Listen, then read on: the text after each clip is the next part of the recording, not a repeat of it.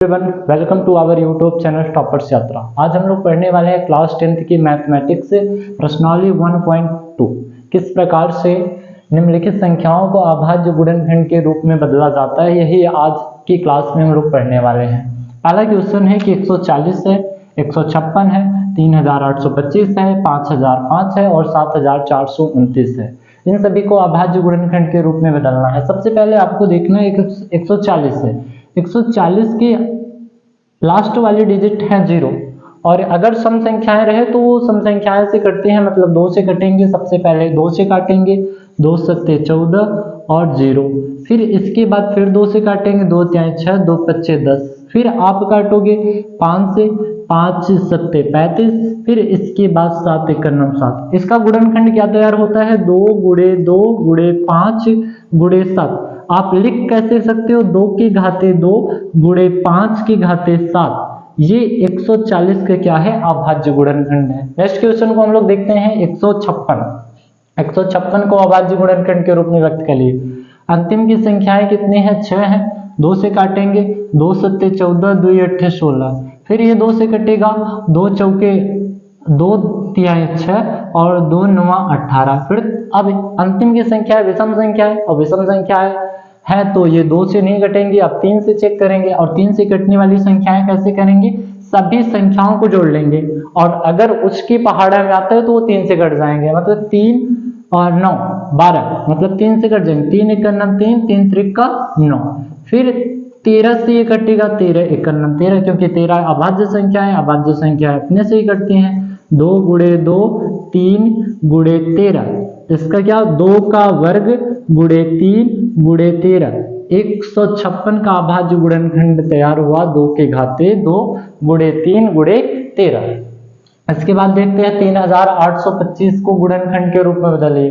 सबसे पहले अंतिम की संख्याएं विषम संख्याएं हैं और विषम संख्याएं सम संख्याएं से 2 से नहीं कटेंगी। आप किससे काटोगे? पहले 3 से ट्राई करोगे। 8 3 11 और 11 और 7 18, मतलब 3 से कट जाएंगे। 3 एकम 3 और 3 दूनी 6 और फिर इसके बाद 3 सत्ते 21, 3 पच्चे 15। फिर इसके बाद 3 से काटेंगे, 3 चौके 12, 3 दूनी 6, 3 पच्चे 15। फिर इसके बाद देखना अगर ये 3 से कट जाते हैं तो ठीक है, नहीं कटेंगे। इतनी संख्याओं को पहले जोड़ेंगे। 4 2 6 और 6 5 11, मतलब 3 से नहीं कटेंगे, 3 के पहाड़ा में नहीं आ रहे हैं। फिर इसके बाद 5 से काटेंगे, 5 अट्ठे 40 और 5 अट्ठे 40, 5 पच्चे 25। फिर इसके बाद 5 से काटेंगे, 5 एकम 5 और 5 सत्ते 35। फिर ये 17 से कटेगा, 17 एकम 17 17, क्योंकि ऐसी संख्याएं हैं जो 17 से विभाजित होंगे। इसका अभाज्य गुणनखंड देख लेते हैं। 3 गुणे 3 5 गुणे 5 गुणे 17। कैसे लिख सकते हैं? 3 की घाते 2 गुणे 5 की घाते 2 गुणे 7। ये किसका अभाज्य गुणनखंड है? 3825 का गुणनखंड है। फिर इसके बाद देखते हैं 5500 का। इस प्रकार से कटता है। देखिए, ये सबसे पहले दोनों संख्याओं को हम जोड़ देंगे, सभी संख्याओं को। 5 5 10, मतलब 3 से नहीं कटेगा। अगर 3 से नहीं कटते हैं तो ये 5 से डायरेक्ट ट्राई मारिए। 5 एकम 5 0, 5 एकम 5। फिर इसके बाद आप 7 से ट्राई मारिए। 7 से देखिए, 7 से ये तो 5 से अब कटेगा नहीं। 7 से काटिए, 7 एकम 7, 7 चौक 28, 7 त्रिक 21। फिर इसके बाद संख्याओं को हम देखते हैं, ये किससे कटेगा? 11 से काटिए, 11 एकम 11, 11 तिया 33। फिर 13 से काटिए, 13 एकम 13। ये आपकी अभाज्य गुणनखंड है। जैसे 5 गुणे 7 गुणे 11 गुणे 13, ये कौन सी किसकी अभाज्य गुणनखंड है? 5005 का अभाज्य गुणनखंड है और ये अभाज्य गुणनखंड है। फिर इसके बाद आता है 7429 का अभाज्य गुणनखंड कैसे चेंज करते हैं। सबसे पहले हम लोग चेक करेंगे कि ये 3 से कटता है कि नहीं। 7 और 4 जोड़ेंगे, 7 4 11, 11 और 11 दूना 22, मतलब ये कटेंगे नहीं। ना 3 से कटेंगे, ना 5 से कटेंगे, ना 2 से कटेंगे। सब 13 से ट्राई मारेंगे तो 13 से भी नहीं कटेंगे। इसके बाद 17 से, 17 चौका 68, यहाँ पर 68 लिखा जाएगा। फिर 17 त्रिक 51 और 17 17 में 119, ये पूरी विभाजित हो गया। फिर इसके बाद फिर इसके बाद ये इसको चेंज करेंगे, 19 से काटेंगे और 19 से काटेंगे तो 19 दूना 38, 19 त्रिक 57, फिर ये काटेंगे 23 से, 23 से करना 23, 17 गुणे 19 गुणे 23, ये किसका अभाज्य गुणनखंड है? 7429 का अभाज्य गुणनखंड है। क्वेश्चन नंबर 2 देखते हैं हम लोग। पूर्णांकों के निम्नलिखित युग्मों के एलसीएम एचसीएफ ज्ञात कीजिए। इसकी जांच कीजिए कि दो संख्याओं का गुणनफल एलसीएम गुणे एचसीएफ है। मतलब उत्तर की जांच भी करना है, दो संख्याओं का गुणनफल एलसीएम गुणे एचसीएफ। देखते हैं 26 और 91 है। 26 से 91 का गुणनखंड करेंगे। किस प्रकार से गुणनखंड किया जाता है मैंने बताया था, अभी बताएं आपको कि 26 का कैसे लिख सकते हो? 2 गुणे 13, 2 गुणे 13 मतलब 13 दूना 26, और 91 को कैसे लिख सकते हो? 7 गुणे 13। अब एचसीएफ और एलसीएम दोनों ज्ञात करना है। एचसीएफ कैसे ज्ञात किया जाता है? मैंने बताया कि एचसीएफ आपको ऐसे ज्ञात करना है कि दोनों संख्याओं में कॉमन जो हो, कॉमन क्या है? 13 है, या आप कह सकते हो सार्वगुणनखंड, या सार्वगुणन जो हो वही आपके क्या कहलाते हैं? एचसीएफ कहलाते हैं। और एलसीएम ज्ञात करने के लिए मैंने बताया कि एलसीएम बराबर, आप सार्वगुणनखंड को एक ही मानोगे, 2 गुणे 7 गुणे 13, आपको गुणा कर लेना है। 13 सत्ते 91, 91 दूना 182, ये आपके क्या हो गया? एलसीएम हो गया। और एलसीएम को मैंने बताया कि उत्तर की जांच करने के लिए इसमें दिया गया दो संख्याओं के गुणनफल एचसीएफ गुणे एलसीएम। अब पहली संख्या n1 गुणे n2 बराबर एलसीएम गुणे एचसीएफ। अब पहली संख्या कितनी है? 26 है, और दूसरी संख्या कितनी है? 91 है, और एलसीएम कितना आया? 182, और एचसीएफ आया है 13। इन दोनों संख्याओं को गुणा कर देंगे, अगर बराबर आ जाते हैं तो समझ जाना कि उत्तर की जांच हो गया। और इन दोनों संख्याओं का गुणन 26 का गुणा 91 में करेंगे तो 2366, मतलब 2066, 2366, इसका भी 2366। ये आपके दोनों मान बराबर आने चाहिए, चाहे आप गुणा करके देख भी लीजिएगा। देखते हैं दूसरे क्वेश्चन को, 510 और 92 का। 510 का सबसे पहले गुणनखंड निकालेंगे, फिर इसके बाद 92 का गुणनखंड निकालेंगे, और 510 का गुणनखंड और 92 का गुणनखंड। 510 का कैसे निकालेंगे? सबसे पहले मैंने गुणनखंड की मेथड को आपको बताया था कि गुणनखंड आपको इस प्रकार से करने हैं। जैसे देखिएगा यहाँ पर 510 का 2 से काटेंगे, 2 एकम 2, नहीं 2 दूनी 4, और 2 पच्चे 10, 2 पच्चे 10, फिर ये कटेंगे 3 से, 3 अट्ठे 24, 3 पच्चे 15, फिर 5 से कटेंगे, 5 एकम 5, 5 सत्ते 35, फिर ये कटेंगे 7 से, 7 एकम 7, 2 गुणे 3 गुणे 5 गुणे 17। और 92 का एलसीएम किस प्रकार से निकलेगा? 92 का गुणनखंड आप देखिए, सबसे पहले यहीं पर 92 का गुणनखंड निकाल लेना।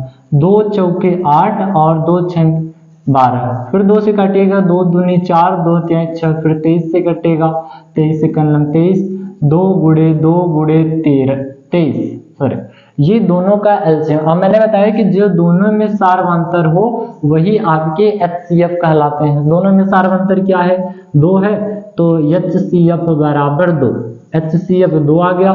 तो एलसीएम ज्ञात करने के लिए मैंने कहा कि सार्वंतर को एक ही मान लेना, मतलब ये सार्वगुणन को एक मानना। 2 गुणे 3 गुणे 5 गुणे 17 गुणे 2 गुणे 23, ये आप संख्याओं को गुणा कराना, ये एलसीएम निकल के आएगा। एलसीएम बराबर दिया गया है कि 23,460। एलसीएम कितना है? आप गुणा करना, इसका गुणा इसमें, इसका गुणा इसमें, इसका गुणा इसमें, गुणा करने के बाद 23,460 आएगा। अब उत्तर की जांच करना, उत्तर की जांच करने के लिए n1 गुणे n2 बराबर एलसीएम गुणे एचसीएफ।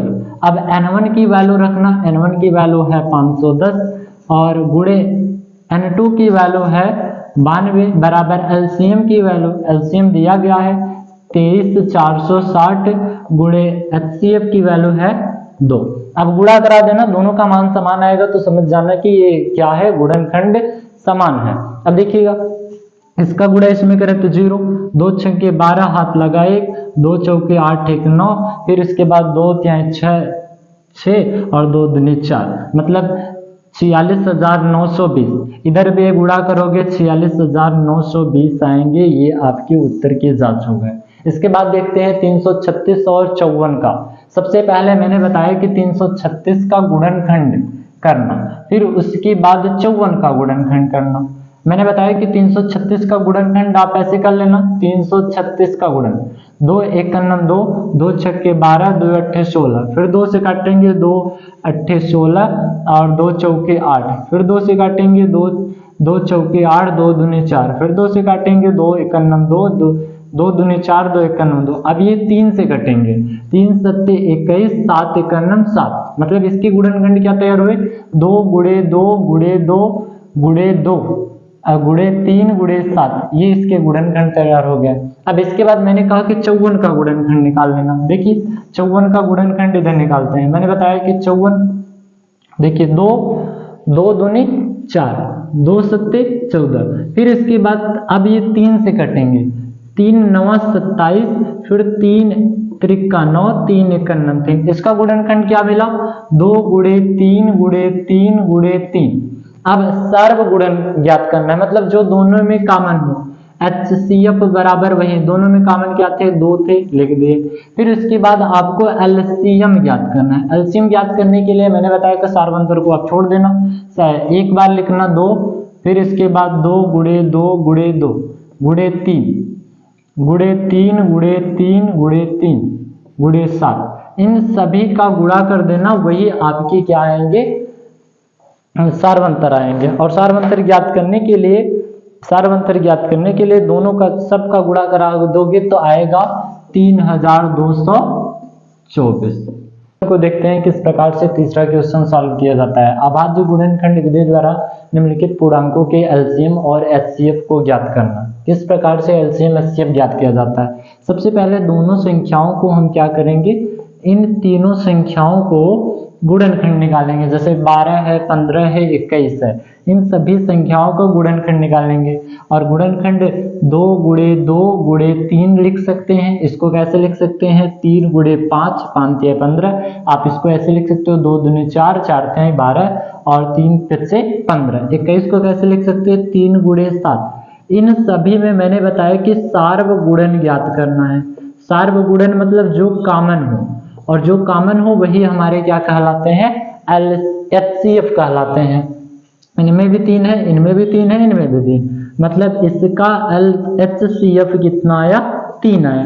LCM ज्ञात करने के लिए LCM ज्ञात करने के लिए क्या करेंगे, इन सभी सर्वंतर को हम ले लेंगे एक बार 3, इसका 2 गुणे 2 गुणे 5 गुणे 7, और इन सभी का गुणा करा देंगे। गुणा कराएंगे, 2 दूनी 3 दूनी 6 दूनी 12, 12 25 60 और 60 7 कितना होता है, 420। ये आपके LCM प्राप्त हो गए, 420। इसके बाद देखते हैं दूसरे क्वेश्चन को। 17, 21 और 29 है।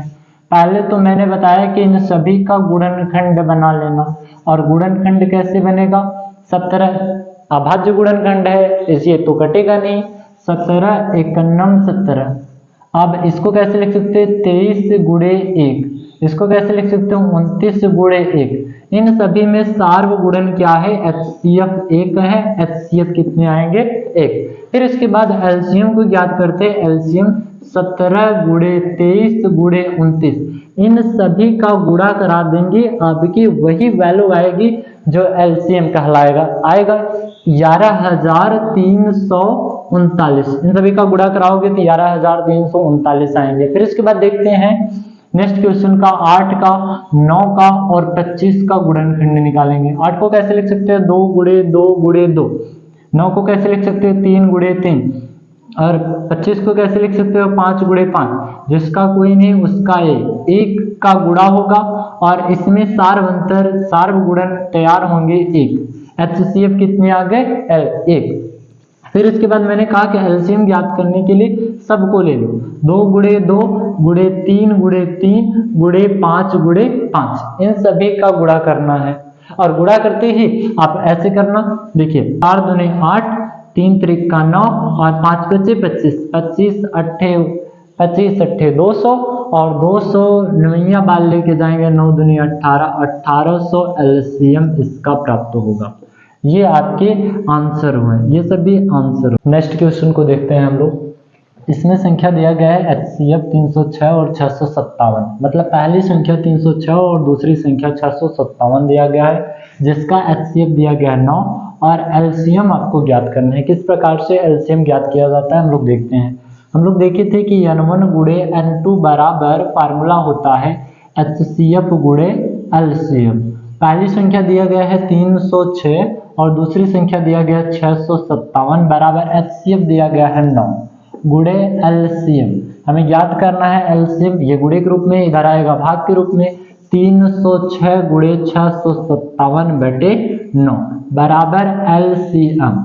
अब इसको काटेंगे, 9 एक का 9, 9 त्रिक 27, 9 चौके 36, मतलब एलसीएम बराबर 34 गुणे 657। इसका गुणा इसमें करेंगे, एलसीएम बराबर अब गुणा करेंगे कितना आएगा, 22,338। ये आपकी एलसीएम प्राप्त हुए, जो एलसीएम प्राप्त हुए, ये दोनों का एलसीएम 306 और 657 का एलसीएम 22,338। फिर इसके बाद नेक्स्ट क्वेश्चन देखते हैं। जांच कीजिए किसी प्राकृतिक संख्या यानी की संख्या 6n अंक 0 पर समाप्त हो जाता है। सबसे पहले हम लोग 6n का गुणनखंड करेंगे, 6n का अभाज्य गुणनखंड, अभाज्य गुणनखंड। 6n का अभाज्य गुणनखंड कैसे प्राप्त कर सकते हैं, ऐसे लिख सकते हैं 2 गुणे 3 ब्रैकेट बंद और n लिख सकते हैं। और ये दोनों कौन सी संख्याएं हैं, अभाज्य गुणनखंड संख्या है, और यह शून्य पर समाप्त नहीं होगा, ऐसे लिख देना 6n यह शून्य पर समाप्त नहीं होगा, समाप्त नहीं होगा। या आप शून्य पर समाप्त करना चाहते हो तो आप संख्या मानोगे 10n। 10n का गुणनखंड कैसा होगा, अभाज्य गुणनखंड 5 गुणे 2 ब्रैकेट बंद n। ये आपकी संख्याएं किस पर समाप्त होंगे, शून्य पर समाप्त होंगे। जबकि आंसर यहीं पर प्राप्त हो गया है कि 6n यह शून्य पर कभी नहीं समाप्त होंगे। नेक्स्ट क्वेश्चन को हम लोग देखते हैं। ये कि 7 गुणे 11 गुणे 13 धन 13 और 7 गुणे 6 गुणे 5 गुणे 3 गुणे 2 गुणे 1 धन 5 को अभाज्य संख्या क्यों है। ये अभाज्य संख्याएं क्यों, आपको बताना है कि ये अभाज्य संख्या। सबसे पहले हम पहले क्वेश्चन को सॉल्व करते हैं। ये है 7 गुणे 11 गुणे 13 धन 13 है। अब इन संख्याओं में आप 2 खंड बनाइए, एक 7 गुणे 11 गुणे 13 और एक 13 को बनाइए। इनमें कॉमन क्या है, कॉमन हम बाहर निकालेंगे, 13 कॉमन है। अगर 13 कॉमन है तो बचा कितना, 7 गुणे 11 गुणे 1 धन 1। अब देखिए, आप देखिए 13 गुणे 7 गुणे 11 करेंगे तो 77 धन 1। अब देखिएगा यहाँ पर 13 गुणे 77 और 1 जोड़ेंगे कितना आएगा, 78। अब 1 को छोड़कर ये संख्याएं क्या है, दोनों संख्याएं क्या है, आप ये दोनों संख्याएं भाज्य हैं। आप ऐसे कह सकते हैं यह दोनों संख्याएं भाज्य संख्याएं हैं, यह दोनों संख्याएं भाज्य संख्याएं हैं। नेक्स्ट क्वेश्चन को हम लोग देखते हैं। इसी में दिया गया है, इसी में दूसरा दिया गया है 7 गुणे 6 गुणे 5 गुणे 3 गुणे 2 गुणे 1 धन 5। अब इनमें देखिए कॉमन पद क्या है। सबसे पहले 2 खंड के रूप में बांटेंगे, एक 7 गुणे 6 गुणे 5 गुणे 3 गुणे 2 गुणे 1, ये अलग खंड है और एक 5 वाला अलग खंड है। इनमें कॉमन निकालेंगे 5। अगर 5 कॉमन निकालते हैं तो बचता है 7 गुणे 6 गुणे 1 गुणे 3 गुणे 2 गुणे 1 धन 5। अब इन संख्याओं का 7 का गुणा 6 में, 6 का गुणा 1 में, 1 का गुणा 3 में, 3 का गुणा 2 में और 2 का गुणा 1 में करेंगे। यहाँ पर कॉमन निकालेंगे तो 1 ही बचेगा और इन संख्याओं को गुणा करने पर आता है 1008 धन 1 अब इन दोनों संख्याओं को हम जोड़ेंगे, कितना आएगा 5 गुणे 1009। ये दोनों संख्याएं कैसी संख्याएं हैं? भाज्य संख्याएं हैं।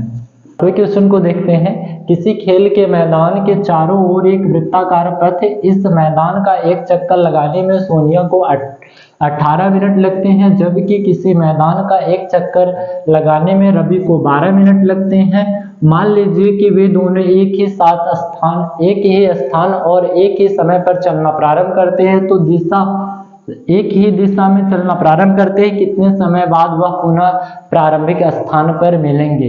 ये आपसे क्वेश्चन में पूछा गया है कि एक सोनिया नाम की लड़की है जो एक वृत्ताकार मैदान को 18 मिनट में चल दे रही है, और एक रवि है उसी मैदान को पूरी चक्कर लगा दे रहा है 12 मिनट में। ये आपको क्वेश्चन को याद करना है। मैंने बताया कि सबसे पहले 18 और 12 का एलसीएम निकालेंगे।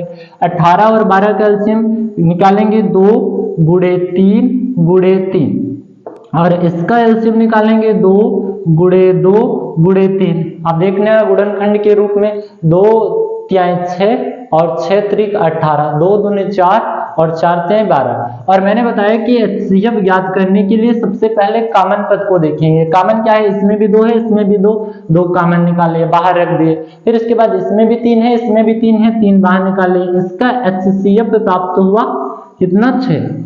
और मैंने बताया कि जो एचसीएफ प्राप्त हो वो आपकी इतने समय में नहीं मिलेंगे, 6 चक्कर बाद मिलेंगे, जबकि एलसीएम इसका ज्ञात कर लेना, वही आपकी संख्या आएंगे। एलसीएम मैंने बताया कि कॉमन वाले पद को एक बार लिख दिया जाता है, फिर उसके बाद 3, फिर उसके बाद 3, फिर उसके बाद 2, और एलसीएम को ज्ञात कर लेना। 2 तिहाई 6 और 6 त्रिक 18, 18 दूना 36।